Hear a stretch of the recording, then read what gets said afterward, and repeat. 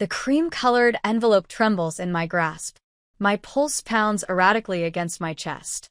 My mother's handwriting sweeps across the front in her flawless script, the type reserved for wedding announcements and courtesy notes, not correspondence with the daughter she assisted in banishing. My immaculate Portland apartment suddenly feels suffocating. Beyond the windows, spring rain drummed persistently, a constant echo of the Pacific Northwest. I've constructed my sanctuary. For 11 years, I've measured my existence to exact specifications. My career, my environment, my emotions, all precisely organized to prevent disorder. Then this arrives. I slip my finger beneath the sealed edge, the paper creating a thin, painless slice, an appropriate initial wound. Within, the invitation shimmers with golden embossing and pledges. Dr. Mallory Keaton and Travis Langford request your presence at the Fairmont Regency. Naturally. Where else would my half-sister mark her victory? In Seattle's testament to established wealth and privacy. My hands shake as I reread Travis Langford's name. Not uncommon, yet uncommon enough that I hoped for mere coincidence, but the small photograph dispels that hope. The identical angular jaw. The identical rehearsed smile that observed me struggle through my research presentation 3 years prior. The identical man who met my gaze and suggested that perhaps something less challenging would better suit someone of your circumstances. He hadn't realized I was a Keaton then. Now he's wedding one. The irony would be satisfying if it weren't strangling me. I collapse onto my sofa, invitations still gripped between my fingers. Memories assault me unbidden. 11 years ago, my father's residence. I swear I didn't steal it, I declared, my voice hoarse from repeating the identical defense for hours. I only entered your bathroom to disconnect Mallory's curling iron. She abandoned it running. Celia's perfectly outlined eyes constricted, her composure frozen except for the subtle quiver in her manicured hand. The ring was present this morning. You were the sole person who accessed our room today. I didn't. A $9,000 sapphire doesn't simply disappear, Veda. She expelled my name like something foul on her tongue. Mallory positioned herself slightly behind her mother, tears streaming dramatically down her 17-year-old face. The act was perfect. The injured sister. The violated daughter. Perhaps she required money for something, she murmured. Just audible enough for school or something else. The suggestion lingered like toxin in the atmosphere. But it was my father's silence that truly destroyed me. Charles Keaton, attorney at law, advocate of evidence and fair process, stood in his bedroom doorway and watched his wife condemn his eldest daughter without any proof. Dad, I said, turning toward him. You know I wouldn't. His eyes met mine, then shifted away. Celia maintains precise records of her jewelry. Not, I believe you. Not, there must be another explanation. Just quiet acceptance of my guilt. I want you removed from this house, Celia declared, until you can confess what you've done and make amends. I looked at my father once more. His jaw clenched, but no defense emerged. Fine, I whispered. Dignity, the only thing I had left to preserve. I'll collect my belongings. By dawn I was gone. Financially severed, emotionally banished, 23 years old, with half a master's degree and nowhere to retreat. I managed to complete school through pure stubborn determination, serving tables and acquiring loans that would haunt me for years. Then came the anonymous blog post that spread through my department, questioning my character, the sudden rejection of my grant application despite excellent preliminary reviews. No solid proof it was Mallory, just the shadow of her influence. Always invisible, always destructive. Back in my apartment, I traced the embossed lettering of the invitation. 11 years of separation. And now this. An invitation that feels more like a trap. My phone vibrates. Jareth? Hey. I answer, my voice more stable than I feel. Meeting just concluded. How's your day? His voice carries the calm assurance I've grown to rely on. Interesting mail today, I say. Bills and opportunities, he asks. Our usual code. Neither. An invitation to Mallory's wedding. The silence tells me he grasps the significance. Are you all right? I walk to my office, where a secured cabinet contains 11 years of careful documentation, Emails, financial records, screenshots, evidence of a pattern I've tracked with the precision of the data analyst I became. They believe this is bait, I say, my voice gaining strength. It's actually my opportunity. I pick up a pen, completing the RSVP card with steady hands. Veda Keaton, plus guest will attend. Other memories resurface. My graduate apartment was so tiny that when I extended my arms, I could nearly touch both walls.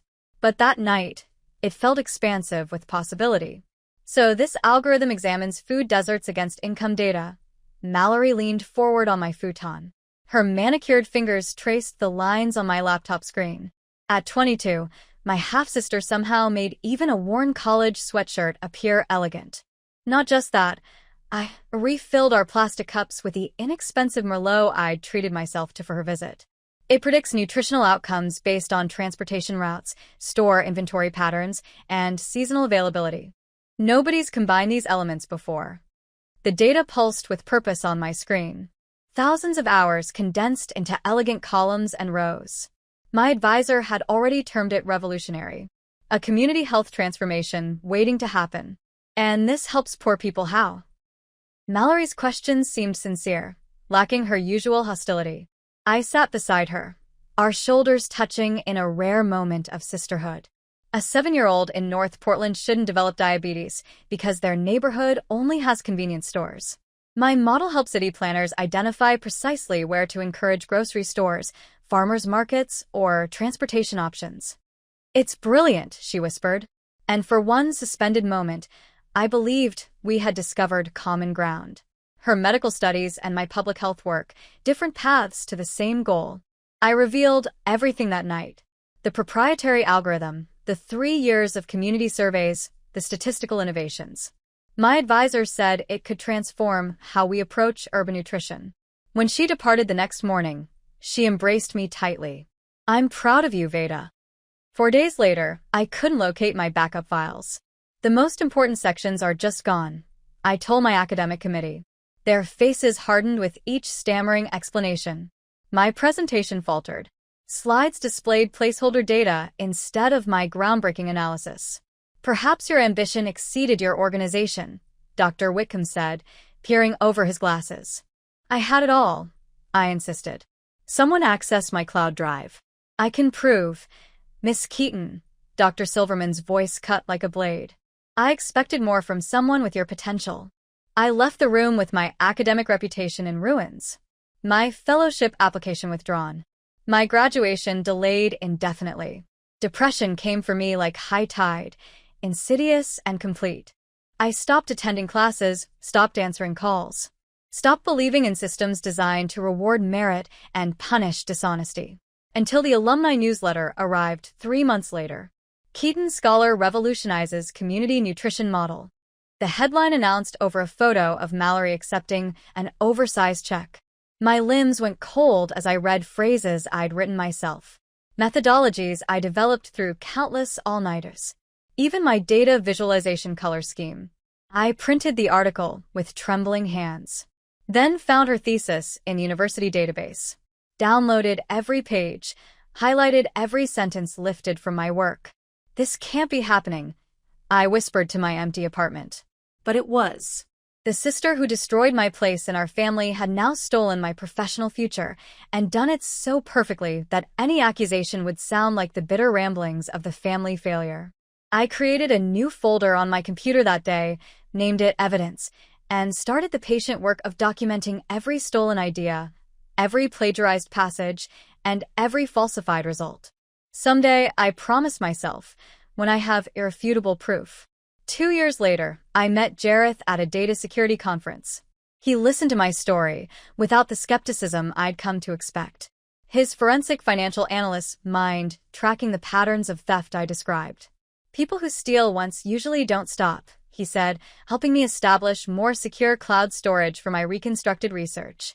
I rebuilt my career meticulously, working twice as hard to regain half the credibility I'd lost, while local medical journals praised Mallory's innovative approach to community health disparities.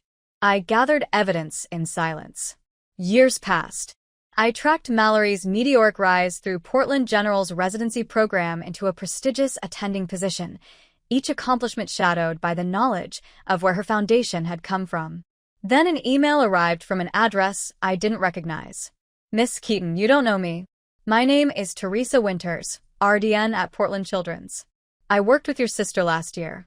I have information you should see about a patient incident that was covered up. A 7-year-old boy, a miscalculated dosage, a coma that lasted 3 weeks. I'm risking my job by sending this, but someone needs to know the truth before it happens again. The attached report showed her negligence and the case dismissal arranged through your stepmother's connections. I stared at the screen, my heart hammering against my ribs. This wasn't about stolen research anymore. This wasn't about me. This was about a child who nearly died, and the next patient who might not be so lucky. At present, 2 days later, the spreadsheets covering our dining table tell a story more damning than any accusation I could make. Numbers don't have motives. Data doesn't hold grudges. Look at this, Jareth says, his finger tracing across a row of figures that shouldn't exist. $47,000 in medical consulting fees paid to you in 2021. I lean closer, the pit in my stomach hardening into something dangerous. I never consulted for anyone, let alone received that kind of money. They used your social security number, your old address in Seattle. Jareth's voice remains steady, but his jaw tightens. They've been doing this for years. Our apartment has transformed into a command center, laptop screens glowing with tax filings and bank statements, sticky notes creating a constellation of fraud across our walls. 3 days ago, I was just a woman with an unwanted wedding invitation. Now I'm mapping a criminal enterprise that bears my name.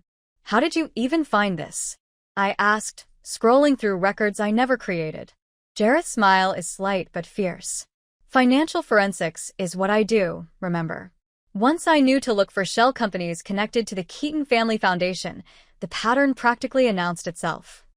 He pulls up another document, a financial disclosure form with my signature. Except it isn't my signature. Close, but the loop on the V slants wrong. They forged my signature. The words come out flat, emptied of the rage building beneath them. Multiple times, Jareth opens a folder labeled with precise dates. These go back 8 years. Your identity wasn't stolen once. It's been ongoing. I sink into a chair, trying to process the magnitude. They've been using me as their tax mule even while pretending I don't exist. Jareth nods, sliding another document toward me. The foundation itself is mostly a tax shelter. See these donations to medical research organizations? They're actually payments to offshore accounts. The charity work is window dressing. How much? From what I've traced so far, nearly $3 million, laundered through various accounts. The IRS would be very interested. I stare at the evidence of my family's betrayal, methodically organized and irrefutable. My anger transforms into something colder, more calculated. Show me everything I need to understand. All of it. For hours, Jareth walks me through their scheme. False deductions, hidden accounts, the paper trail leading back to my father's meticulous hand. The respected attorney, the philanthropic doctor, the society wife. All of it built on fraud with my name as collateral damage. We need to be strategic about how we present this, I say, finally arranging the evidence into clear chronological displays. And we need backups of everything. The cobalt blue dress hangs on my closet door like armor waiting for battle.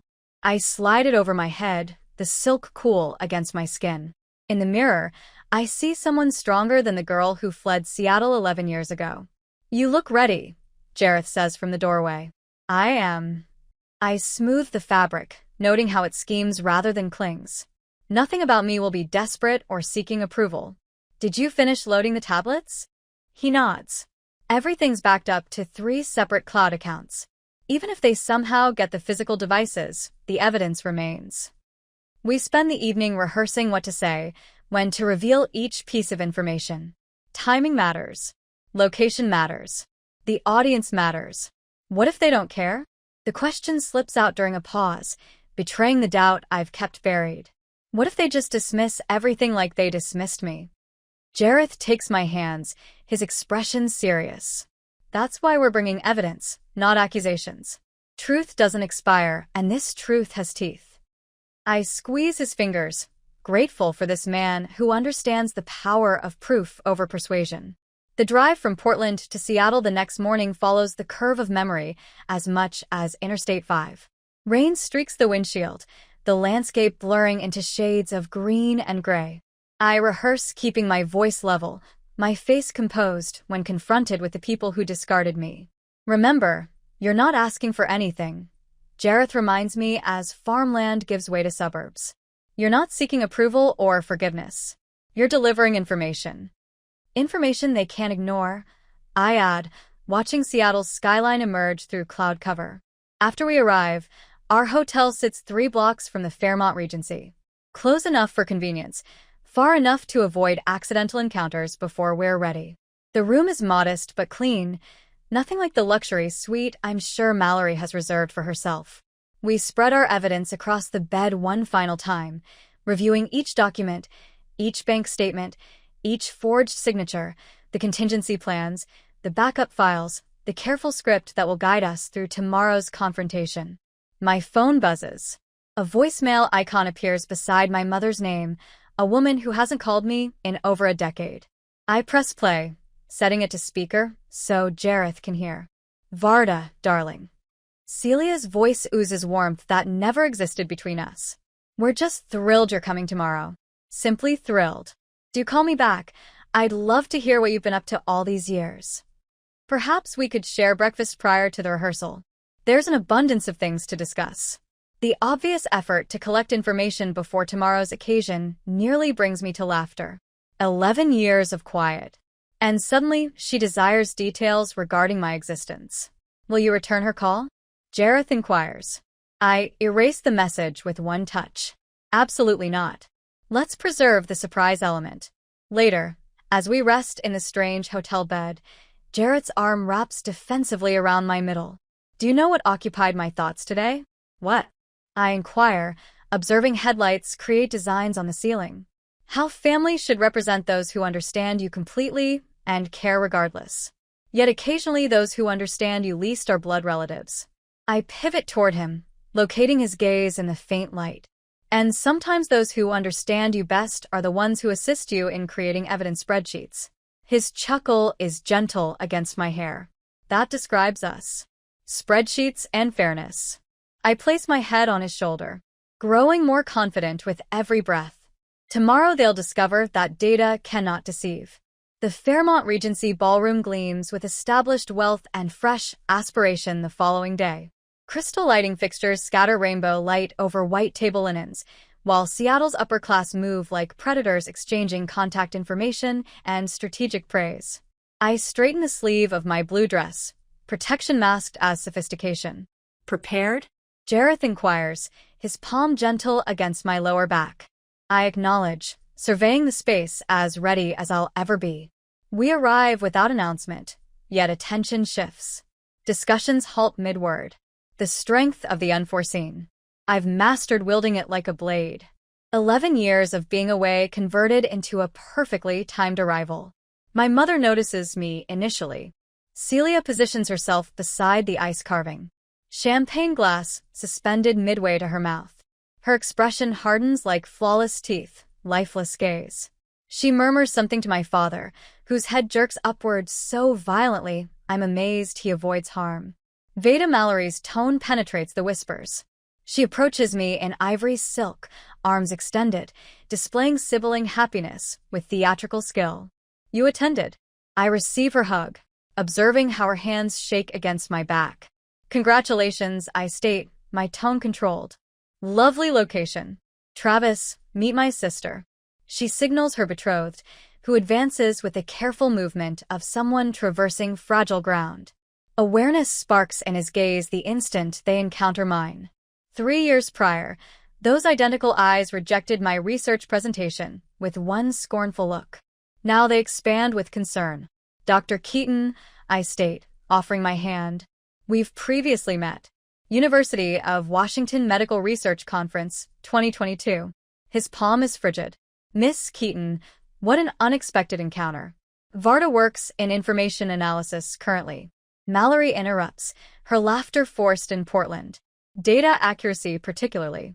I explain fascinating area pattern surface when you understand what to seek. Travis gulps noticeably intriguing. Beyond awareness. There's apprehension present. Jareth presses my elbow. Softly. Your cue to mingle. We navigate the gathering like liquid, stopping at calculated moments, collecting conversation pieces like proof. Youngest head resident in the institution's record. Revolutionary study on dietary interventions. Celia must feel such pride. 2 gifted daughters.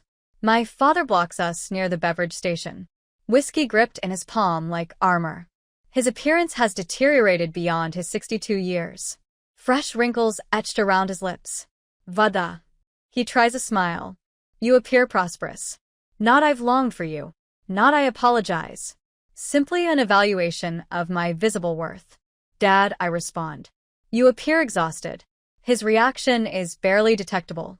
Listen. Regarding what occurred. Charles. Celia appears beside him, her salmon dress coordinating with her lipstick with military accuracy. Don't dominate our visitor. Veda, dear. Describe Portland to me. Such an economical city, I understand. I smile. Quite sensible for someone beginning with nothing. Her gaze sharpens. And what exactly do you do? She examines data trends. Jareth responds effortlessly, extending his hand. Jareth Wilson, financial investigation expert. Celia's expression falters slightly. How fascinating. Both of you involved with numbers. We value responsibility, I declare. She guides the discussion toward trivial social conversation, but I observe her gaze moving to Mallory, who lingers near the wedding party table, observing us with barely hidden alarm. When dinner announcement comes, we occupy our designated places distant from the wedding party.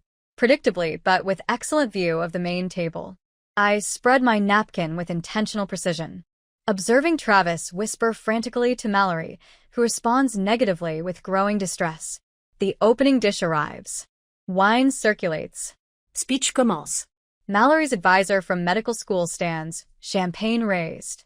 I've enjoyed the honor of observing Dr. Mallory Keaton create her innovative approach to community nutrition. I sense Jarrett's hand on mine as my knuckles pale around my water tumbler. Her exceptional capstone research transformed our understanding of nutritional interventions in disadvantaged communities. I rise, my chair sliding across hardwood with clinical accuracy. The room becomes quiet. I'd appreciate learning more about that capstone. I announce, my voice reaching across the suddenly silent ballroom. Particularly since I created that methodology before it disappeared from my computer 11 years ago. I raise my tablet from under the table, touching it once to brighten the display. I support data honesty, so I brought evidence. Side by side on the display. My original research draft and Mallory's published work. Matching sections marked in condemning yellow. Travis Langford rises quickly. All attention moves between us. Observers to the initial crack in a pretense 11 years in construction. I anticipated this, he states, and every person in the ballroom turns toward him in amazement. 7 days afterward. The newspaper headline stares from my laptop display. Notable Seattle doctors, wedding delayed due to professional accusations. I shut my eyes. The vision of Mallory's collapsing pretense remains clear in my thoughts. Her flawless disguise breaking apart as Travis stood with me, verifying he'd been examining her qualifications for months. My phone vibrates for the 9th occurrence today. Another Seattle number. I allow it to proceed to voicemail like the rest. You realize they'll continue calling, Jared mentions from the kitchen of my Portland residence. The aroma of robust coffee permeates the area between us. Allow them. I touch my stylus against my tablet, arranging screenshots of each missed call into organized files. Every contact represents evidence now. The voicemail alert displays. I activate speaker mode. Veda, this is your father. His tone sounds more aged than I recall from mere days ago. What you've inflicted upon your sister, upon this family, is outrageous. We taught you superior values. Contact me back so we can discuss repairing this chaos you've generated. Jareth looks at me, eyebrows lifted. Fascinating perspective on reality. Typical Charles Keaton, I state, storing the audio file. Still faulting the incorrect daughter. My email chimes with notification from an unknown address. The subject indicates Washington State Medical Board. Case number 47,291. Jareth positions himself behind me, hand resting gently on my shoulder as I access it. Miss Keaton, I recite aloud. This correspondence confirms receipt of your documentation concerning Dr. Mallory Keaton. The board has concluded adequate evidence exists to justify a formal inquiry. You will be contacted for testimony within 14 business days. They're treating it seriously, Jareth states. That occurred quickly. Teresa's documentation created the impact. The whistleblower nurse's proof transformed my personal complaint into a public safety matter. No medical board can disregard a 7-year-old in a coma. I open another browser window, entering Langford, Medical Solutions whistleblower. The search results appear with articles from medical oversight blogs. 3 days ago, these websites received anonymous packages containing Teresa's documentation about Mallory's negligence. The story spreads rapidly through healthcare networks. Look, I indicate a recent headline. Seattle Memorial has eliminated her profile from their physician listing. Jareth presses my shoulder. What does this moment feel like? I gaze at the screen, attempting to identify the complex emotions swirling within me. It's like observing a sandcastle being swept away by the tide, something beautiful yet fragile, constructed on an unstable foundation. My tax software chimes with a new message from the IRS. After navigating through security questions, I access the notification. The Keaton Family Foundation is being audited. I read through the formal notice carefully. Complete review of the past 7 years. Jareth whistles softly. My contact delivered. When they discover those forged tax forms using your stolen identity, they already have. I scroll down further through the document. Look at this section. The notice confirms what I hoped for. Varda Elizabeth Keaton bears no responsibility for previously submitted documents currently under investigation. They're officially exonerating me. I settle back in my chair. 11 years of careful vigilance have led to this pivotal moment. Data reveals the truth, always, eventually. The doorbell chimes. Unexpected and startling.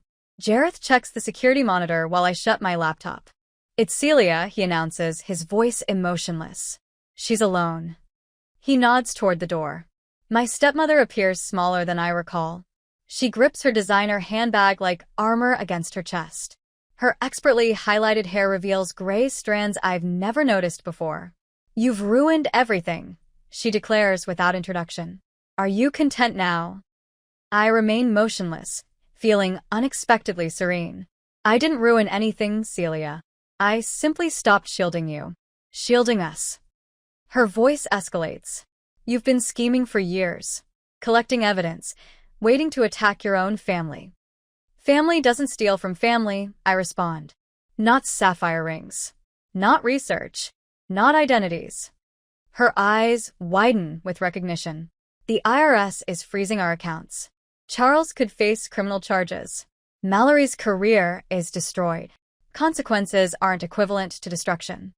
I didn't forge tax documents. I didn't plagiarize research. I didn't misdiagnose patients.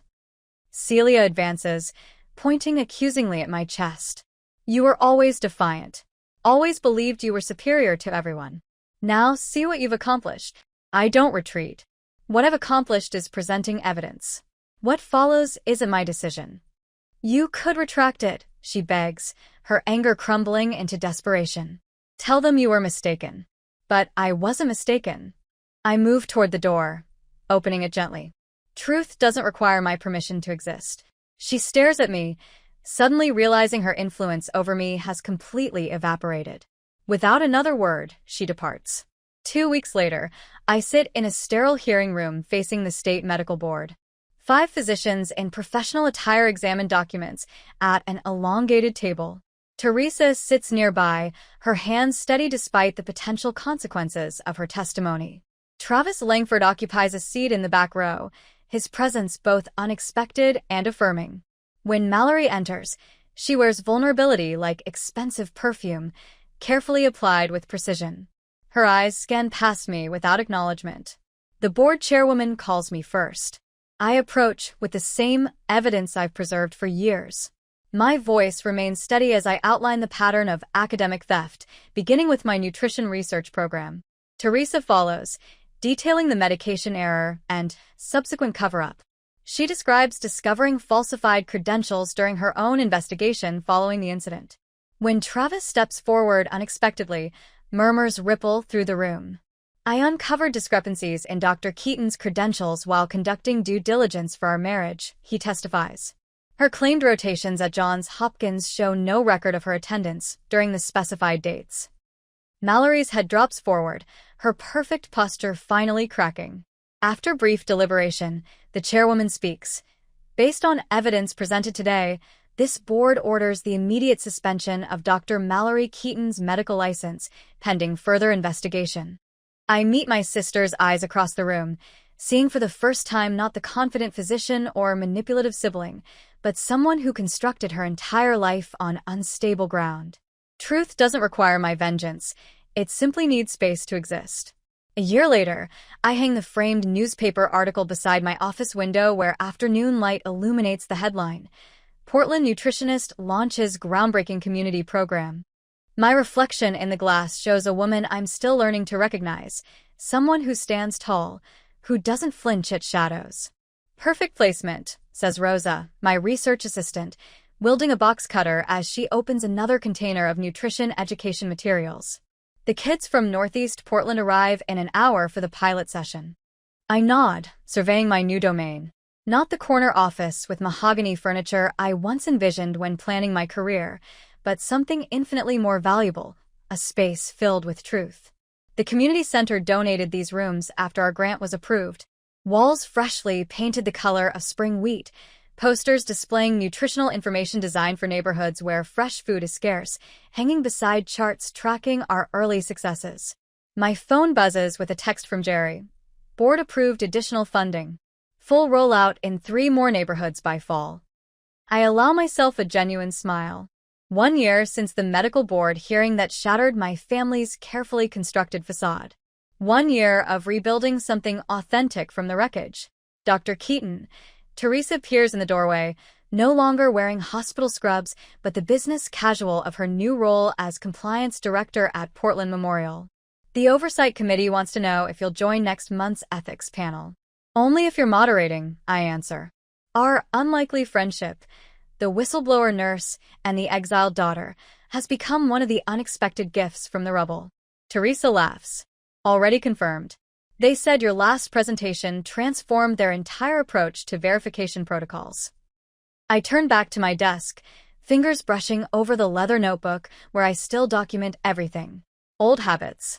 The drawer below holds a single cream envelope, the wedding invitation that set everything in motion.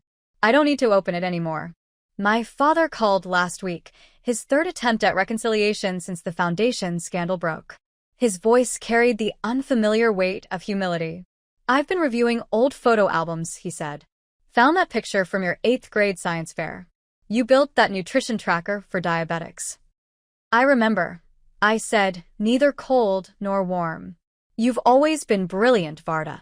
I should have. His voice cracked. I should have believed you. Too little, too late. But something inside me had finally stopped waiting for his approval. Celia hasn't spoken to me since she appeared at my door, mascara streaming down her face, as she demanded to know how I could destroy her family. My answer still stands. I didn't destroy them. I just stopped protecting them. Mallory vanished from Seattle after her medical license was suspended. Rumors place her in Arizona, working retail. No apologies have come. I no longer expect them. The intercom buzzes. Your 2 o'clock is here, says Marissa, our office manager. The community leaders from the East Side neighborhoods. I straighten my cobalt blue blazer, the color I now wear without hesitation. My chosen armor. Coming, I reply, gathering my presentation materials. As I pass Teresa, she hands me an envelope. This arrived for you. The Medical Ethics Conference at the Fairmont Regency, the same hotel where my sister's wedding was supposed to happen. But this invitation features my name as keynote speaker. Full circle, I murmur. What was that? Teresa asks. I tuck the invitation into my notebook, just thinking about my opening line for the conference. And what's that? I look at her directly, the way I've trained myself to do when speaking truth. Data doesn't lie, and neither will I. The community leaders rise as I enter the conference room. These are my people now, the ones who recognize authentic work, who value evidence over appearance. I set my materials on the table, my ring steady on fingers that no longer tremble. My story is no longer edited by others. And that makes all the difference.